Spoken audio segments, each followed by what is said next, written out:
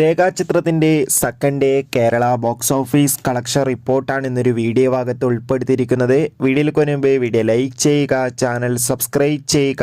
ജനുവരി മാസം ഇനി അങ്ങോട്ട് ധാരാളം ചിത്രങ്ങൾ OTT റിലീസ് ചെയ്യും. നമ്മുടെ ചാനൽ ഭാഗം പരിശോധിച്ചാൽ നിങ്ങൾക്ക് കാണാൻ വേണ്ടി സാധിക്കുന്നതായിരിക്കും. ആസിഫ് അലി, അനശ്വര രാജൻ, മനോജ് കെ ജയൻ, ഹരിശ്രീ അശോകൻ, ഇന്ദ്രൻസ് എന്നൊക്കെ പ്രധാന കഥാപാത്രങ്ങളായെത്തി ജനുവരി 9 റിലീസിനെത്തിയ ചിത്രമായിരുന്നു രേഖാചിത്രം. ചിത്രത്തിന് ഇപ്പോഴും നല്ല മികച്ച പോസിറ്റീവ് റെസ്പോൺസ് തന്നെയാണ് പുറത്തുവന്നുകൊണ്ടിരിക്കുന്നത്.